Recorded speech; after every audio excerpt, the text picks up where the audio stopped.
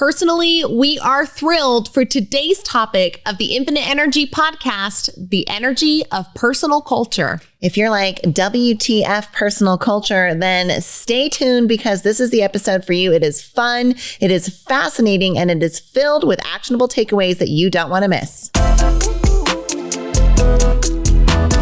Hi, we're sisters Kay and Shi, and we're the hosts of the Infinite Energy podcast. We believe that everyone has the power to live a more energized, optimistic, and fulfilling life. In every episode, we share tips and techniques for harnessing your own power and creating the life you deserve. Get ready to ignite and discover the limitless power of infinite energy.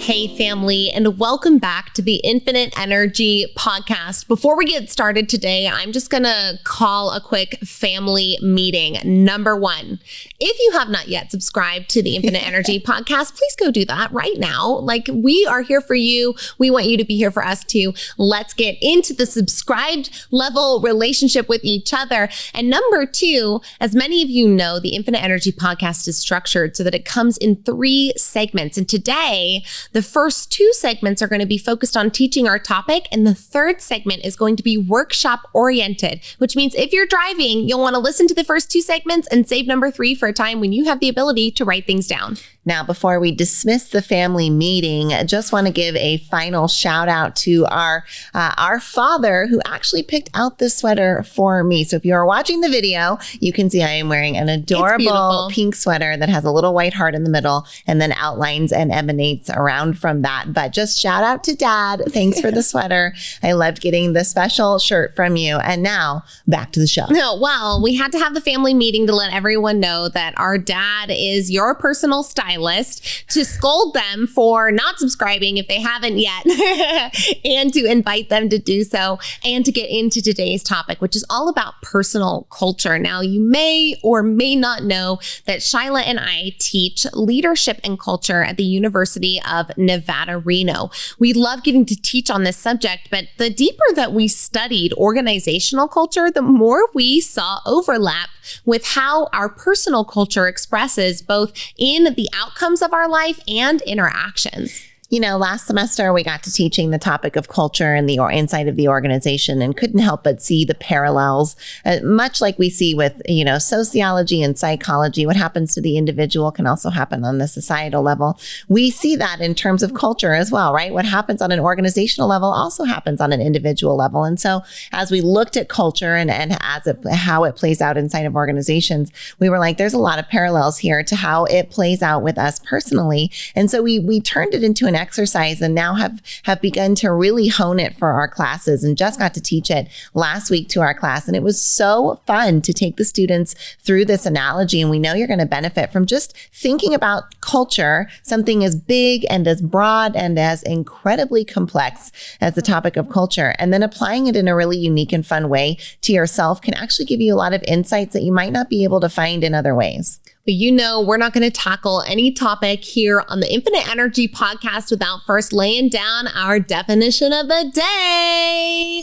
We are so excited to be coming at you with today's definitions. Now, we're going to take this in a 2-parter. In order to understand personal culture, we want to first share with you the definition that comes from the textbook that we teach out of for our class of organizational culture and how it forms. So the definition that we have is that organizational culture is what the group has learned in its efforts to survive, grow, and deal with its external environment and organize itself. So, however the group has overcome problems in the past become the way that they approach problems in the future.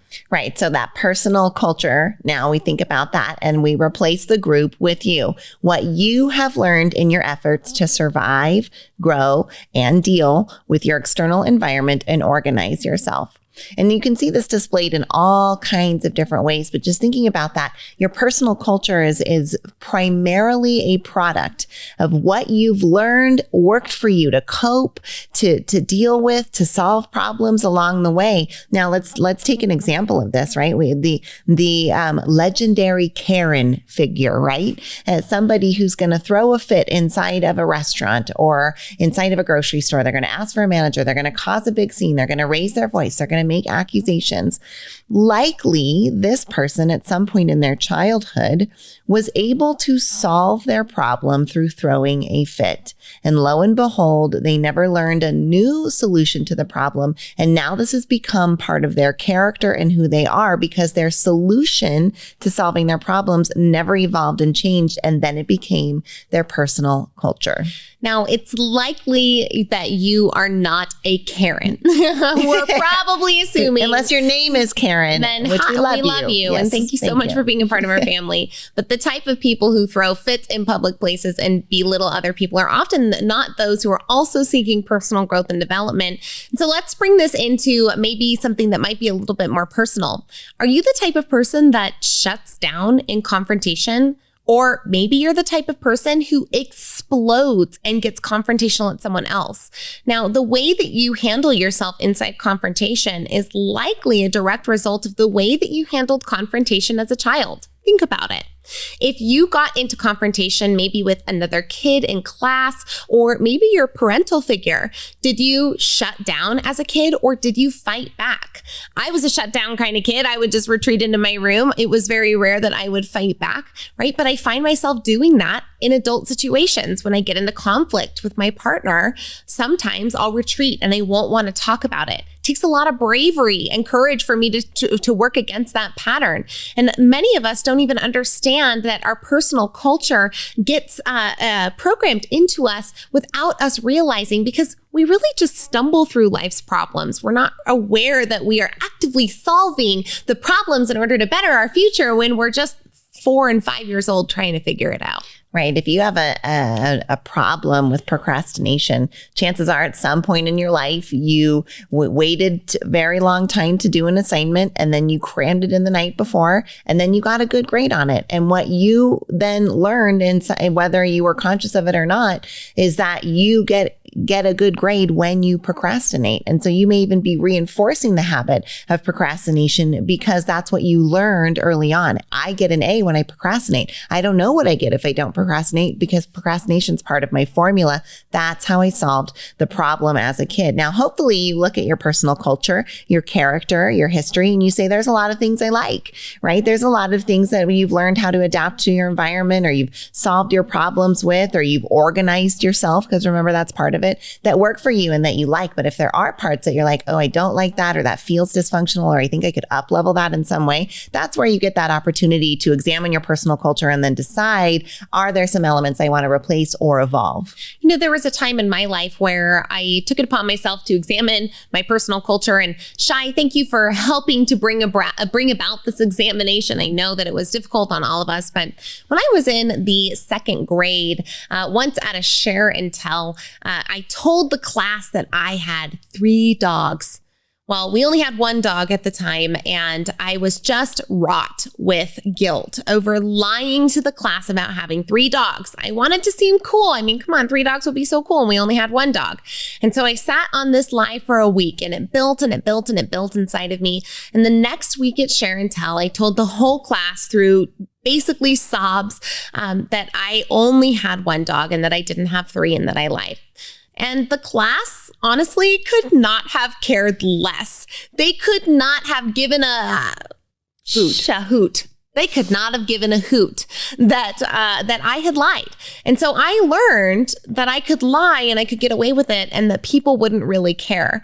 And so over the course of my childhood, I developed a really bad habit of lying, even sometimes when I didn't mean to. Now, fast forward to being a budding young adult between the ages of 17 and 19, and this chronic habit of lying was not serving my relationships or my goals. And I had to kick it, and I had to kick it hard. It wasn't an easy process, but I examined my personal culture. I found something in there that I wasn't proud of, and I decided that I wanted to move forward as a person of integrity and to create some rules for myself that allowed me to survive, grow, and deal with my environment and organize myself in a way that I was conscious of and proud of. Well, I know it's not easy to share a story like that necessarily, but I bet you can relate to it on some level. I know that I also experienced lying in a way that demonstrated to me that it might be something that could be useful in the toolbox, and then had to actively work on removing and reshaping that. And so maybe you can relate to that as well. Now, we talked about conceptually what personal culture is, and then we talked about some demonstrations from our own life, or maybe from examples that you've heard. But let's think about then, where do you observe culture, right? Like we understand what the concept is, but how do we touch it? How do we say, oh, that is culture? Well, first of all, it's, again, extremely complex and very difficult, but it shows itself in many different ways. In fact, there's nothing that culture doesn't touch, right? Everything is influenced by culture in terms of where it falls in our society and those kinds of things. But when we come back from our next break, we're going to talk about what are those ways that we can see and observe culture, and then what are some of those strings that we can pull if we do want to make some of the changes that we were talking about earlier. So stay tuned. After this break, we'll dive into how you can observe culture in your own life.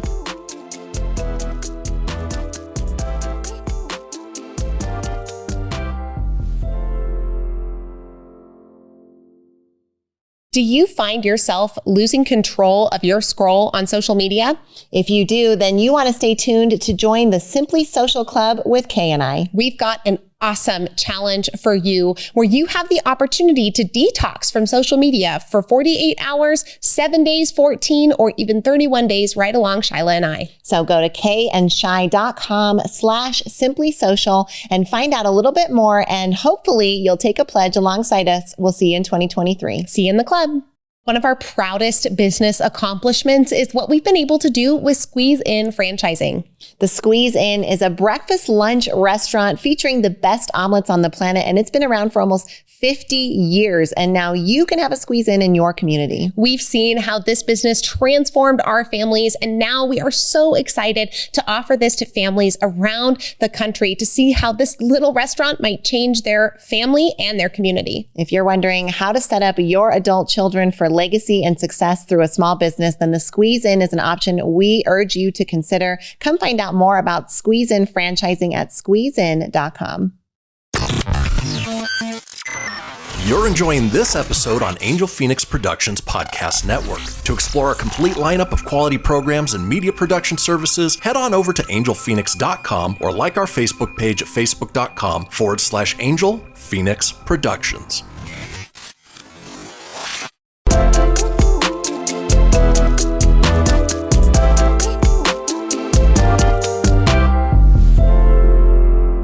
All right. If you have heard from us before on organizational culture, you will be familiar with the next layer of teaching that we are going to get into. But we want to ask that you come at this with curiosity, with fresh eyes and ears, because trust us, when you bring the ideas of organizational culture and layer them onto your personhood, boy, do you really get an interesting mix.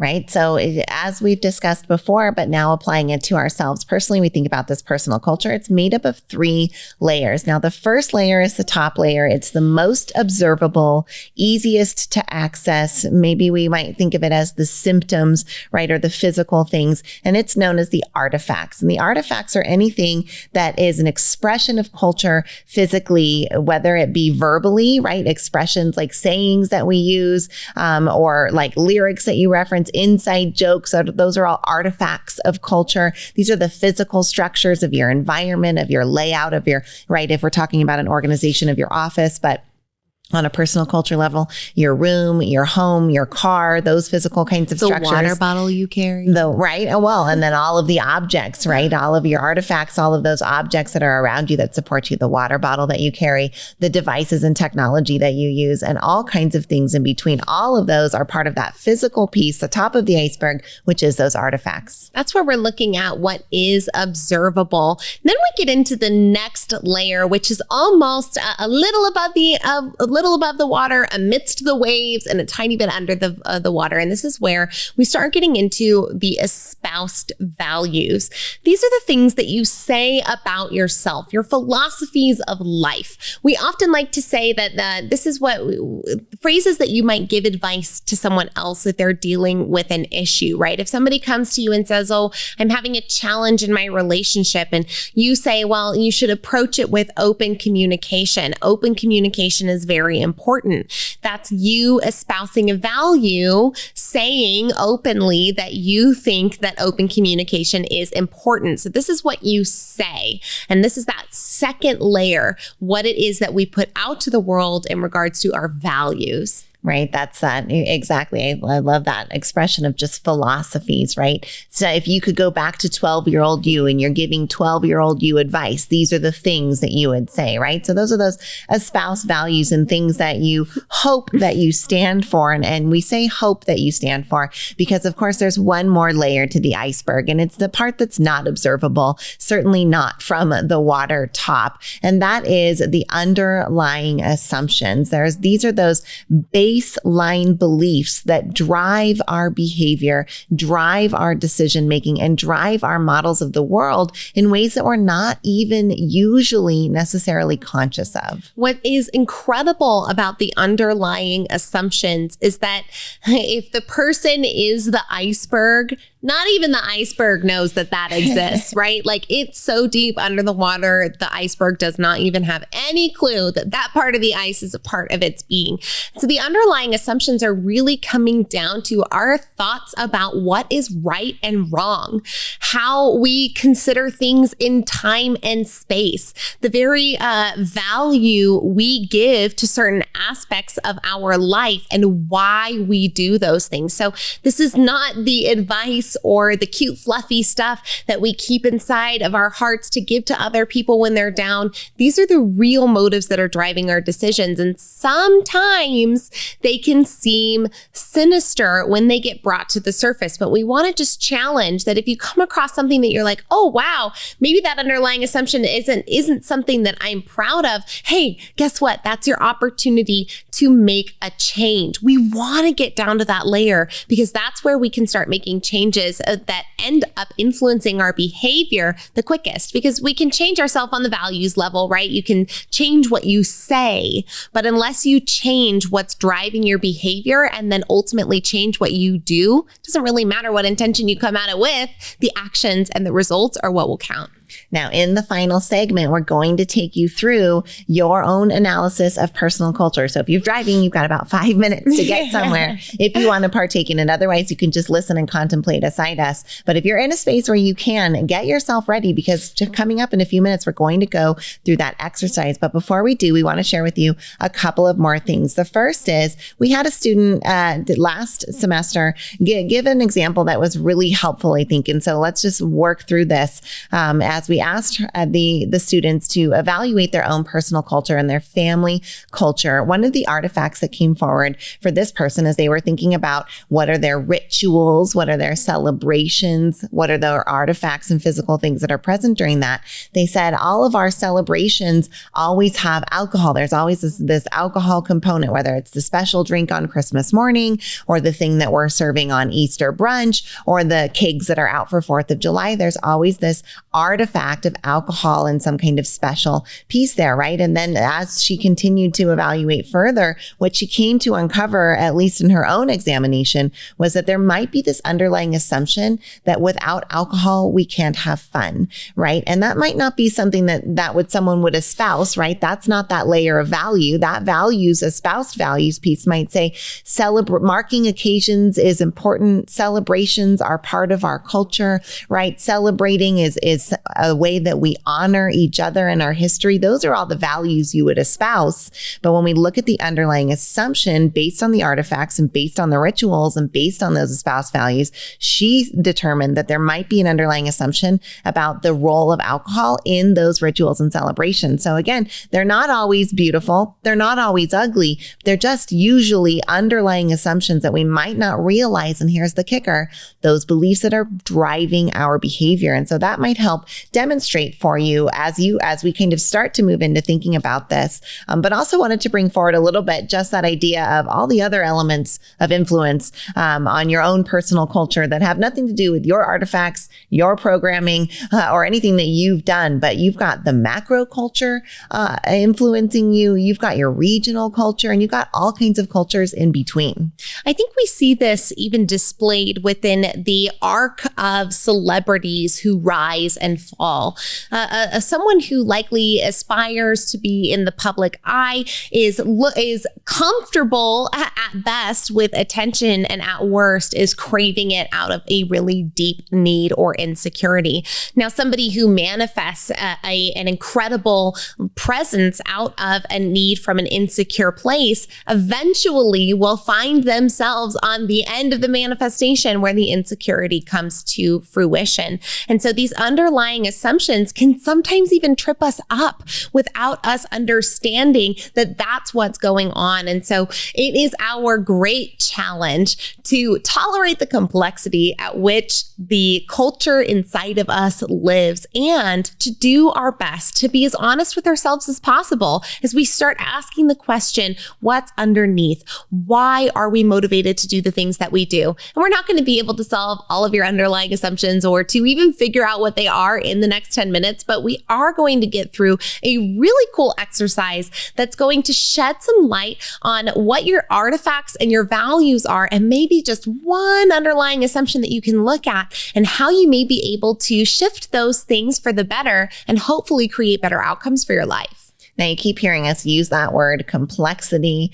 We always laugh because in the last chapter of this book, the textbook that we're using for our class, author, who's in his fifth edition, the very last chapter still talks about how the need for us to tolerate the complexity of culture, and that we'll never truly understand and articulate precisely the reflection of the accurate picture of culture because of all of the convoluted influences at play and forces that are acting upon each individual and the group at large. So it is incredibly complex. And we think about, there's ethnic cultures, right? There's traditions that have been passed on from a national or an ethnic piece. There's regional cultures. There's the culture of whatever sports that you're into, whether you're a fan or a player, right? And we know about, even when we talk about organizations like within a hospital, the culture of the nurses is different than the culture of the doctors, and the culture of the night nurses is different than the day nurses, and the NICU nurses at night are different. So you've got layers and layers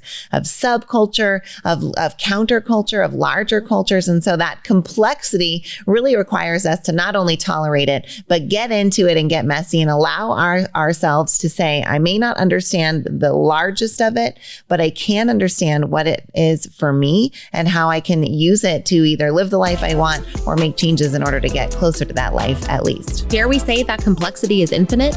I believe it might be.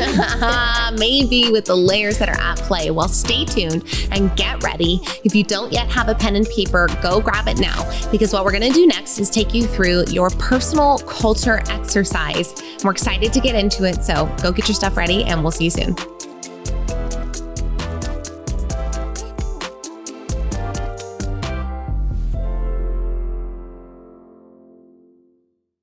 We're talking leadership this week, and one of the organizations we are so proud to be at the helm of is the Neuroencoding Institute. We got to co-found the Neuroencoding Institute alongside Dr. Joseph McClendon III, amazing, world-renowned neuropsychologist and incredible mentor and teacher. If you're at all interested in learning more about what the Neuroencoding Institute does and what it can do for you, please visit neuroencoding.com.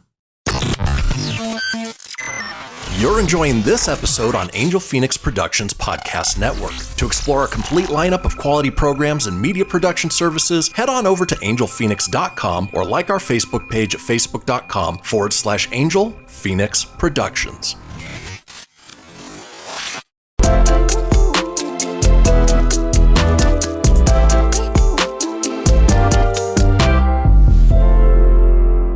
All right. right, it is the fabled final segment here on today's episode of the Infinite Energy Podcast with Kay and Shi. We've been talking about the energy of personal culture, and now we are going to take you through an exercise that we run with our management class at the University of Nevada, Reno, and that it has been altered through time from all kinds of different neuroscience techniques, collegiate and academic resources, kind of combining in this amalgamation of something that is absolutely fun and revealing for yourself in ways that you might not realize. So we want to introduce you to an organization that we like to call U.org. Imagine you are the new CEO of an organization called U.org. This organization has 5 major departments. And your job right now is to study these departments for each element of culture that we previously discussed. Remember, artifacts, values, and those underlying assumptions. And we're going to assess what you think you as the CEO could improve in each of these departments.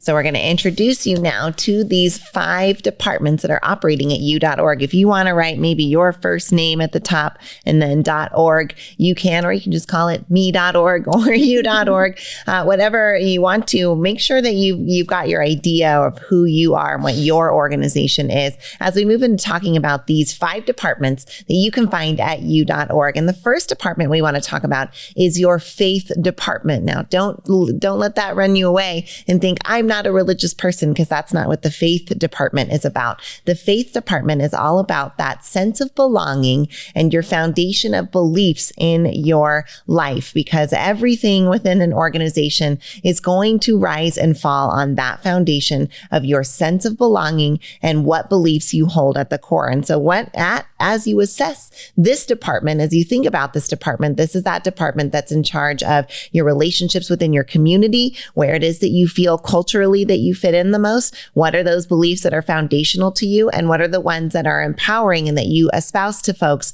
on the regular? Also, your spiritual health and how you feel in regards to your connection to, dare I once again say, the infinite energy of the universe. All right, next up is the Department of Fitness. Now, this is not just about physical fitness, but about your mental fitness as well. How is this department doing in helping you succeed in these 2 departments? How well do you feel physically, and how well are you handling yourself mentally? Because both are really important. Next up is the Department of Family. This is your relationships department. So this department's all about that relationship to yourself, which is an important one many of us neglect. Your relationship to others, your significant others and those around you, and your relationship to your environment and the world at large. How do you fit into society, and what is your contribution? The next one is a little bit of an iteration, because come on, we have 5 departments and all of them start with F. And so this is your fashion. Your profession. Come on, we had to get cute there. You know it. We're your sisters, so you're probably a cute person just like us. Now, fashion or your career, this is about your work that you do to contribute to the world. This is the work that you get paid for and the work that you do out of your calling. This could be your creative expression, and it is also how you generate finances. Right. An important piece there, how you spend your time. What is it that you're giving your time to? What is your career? What is that calling piece? The final department at U.org is the freedom department. We love this one. This is right. If your fashion is how you earn your money, your freedom is how you spend your money, right? What does your financial fitness look like? How do you spend your time? How do you have creativity and creative outlets? What is the impact that you're having, right? Most people say freedom means being able to do what I want, when I want, with who I want, right? So this department is all about making that happen. Now, some people's freedom departments have very limited resources and have to work on shoestring budgets. Some freedom departments are humongous. Some freedom departments have huge budgets, but very small implementation. But you can start to understand that with these 5 departments, the organization of you functions as a whole and complete human being. And there's all kinds of different typologies and methodologies methodologies. Some folks bring a wheel and you color in where you are on this wheel. Some of them have 6 categories. Some are down to 4, but all of them are going to include these general things, right? How are you doing in your relationships? How do you spend your time with your work? How are you contributing and how are you with your money? How's your physical health, your body, and your mentality, right? You have kind of these general zones, and we like to call them the 5 F's or the 5 departments at u.org. So we're going to take our first prompt question for you, a consideration question, just to get your thinking self going. We want you to consider this. What's a time that u.org ran really well? And what's a time that u.org ran poorly or maybe experienced some instability? We're going to give you about 45 seconds to consider these 2 things. What's a time it ran well and a time it ran poorly? We're going to throw up some music for you and give you some time to consider this question.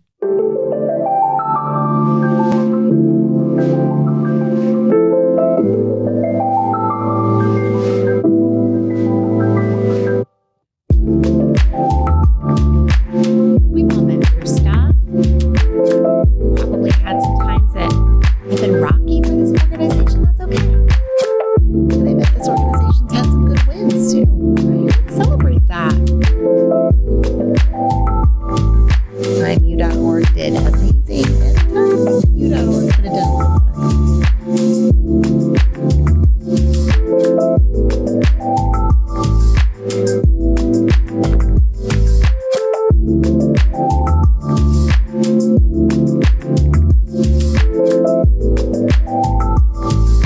Hopefully you considered just these 2 times. We're not asking you to write a whole list. We're not asking you to go into your past and do absolutely everything you can to figure out your transgressions. That's not what this here is about. It's just about 2 times, 1 win and 1 time u.org has experienced instability. So next up, we're going to get into another journaling piece for you. Now, this time, we want you to consider the artifacts that we discussed before, right? Those tangible things that we can see.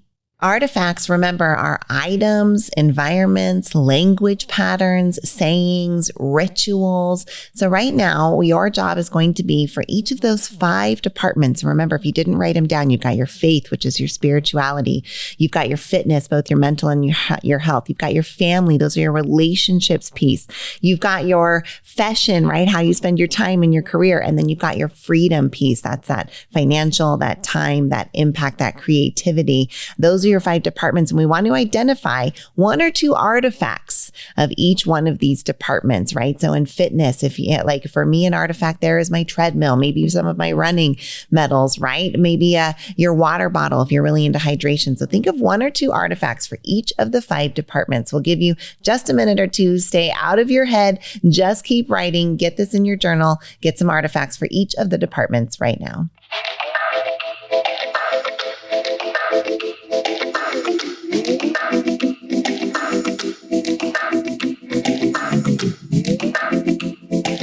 Owner Class Shy, I loved hearing people talk about the rosaries in their car, the crosses on their walls, the Buddha statues in their homes, especially when it comes to that faith category. Right? Those are some great examples there. The artifacts of the relationships, right? Some of those sayings. Kay and I have what we call Hamilton trigger words, right? Certain words will spur a Hamilton lyric. That would absolutely be an artifact of our relationship. Oh, hands down.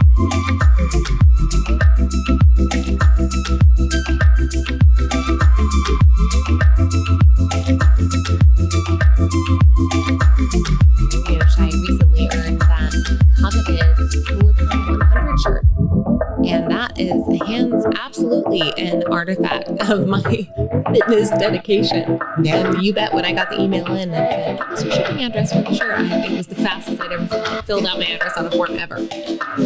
All right, hopefully you've jotted down at least 1 artifact for each one of the departments. This should be the easiest one, so hopefully that went fast for you. All right, next up, we are going to have a look now at this collection of artifacts that you've identified from each of the departments and see if there's any values that start to rise up for you as you look at the collection of artifacts, as you think about the idea of espoused values, right? This is that, what would you tell 12-year-old you? Or what would you tell a friend that's struggling? Is there any values that are coming forward for you, right? Is there one that you're like, every time somebody's in a relationship struggle, I tell them, don't go to bed mad, right? That would be an espoused value for the department of your relationships, of your family piece. So look at your artifacts, look at your departments. If you're looking for extra credit, try to get a value for each one of the departments, but take just 30 seconds here and see if you can identify one or two values of u.org based on the artifacts you identified.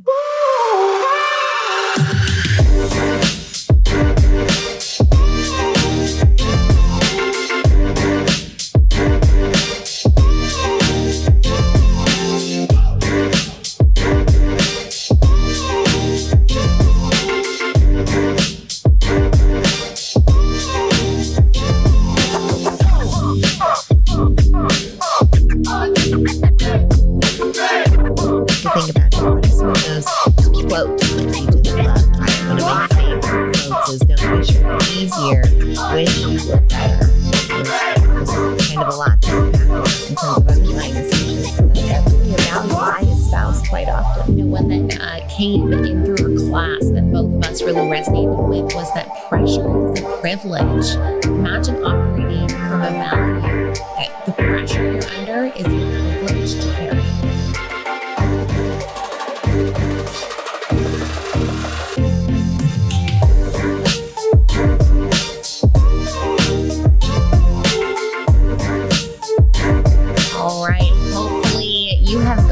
Couple of values written down, some of those sayings, some of those things, those pieces of advice that you would give to someone else. Hopefully you've got these down, because next, you know where we're going. You've heard us talk about them. We are deep diving underneath the iceberg. We've gone past the water. We are going all the way to the bitty bottom, maybe of an underlying assumption that you might not even be aware that is at play. So consider this.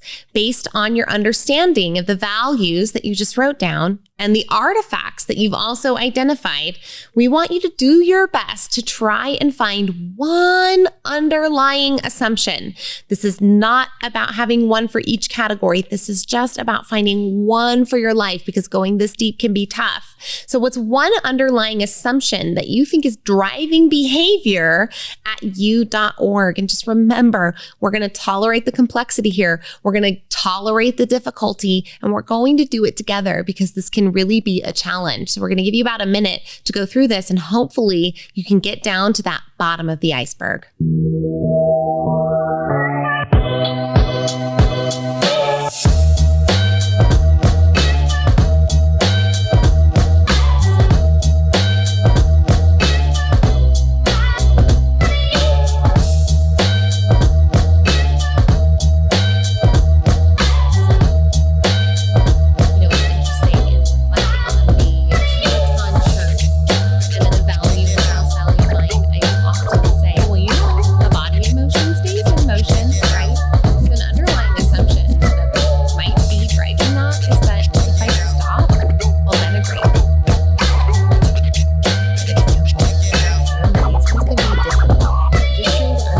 Unconscious belief that may be driving your behavior. I mean, imagine if I stop identity at an extreme, right? That can lead somebody to push through even when they need the boundary of self-care.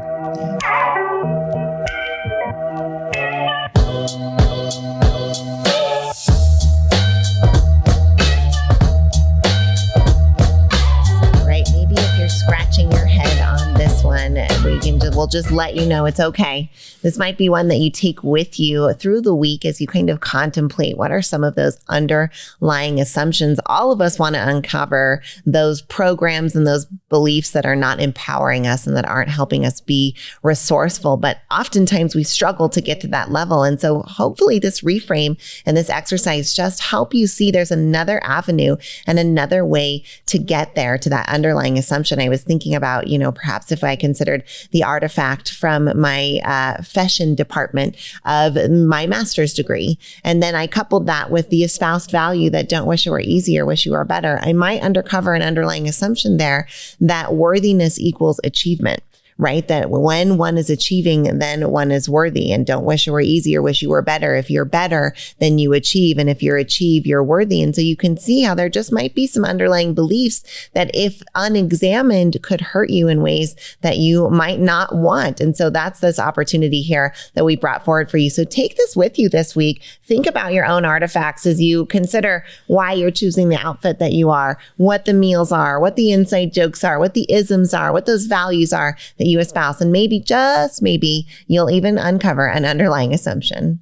We so hope that you have enjoyed this personal culture exercise here on the Infinite Energy Podcast. We know we went a little long for our normal 30-minute episodes, but we really hope that this third segment was something that you can actually even revisit time and time again, and maybe work yourself down to those underlying assumptions, because they really do matter. Remember, this comes at you with the deepest love from your best sisters, Kay and Shi.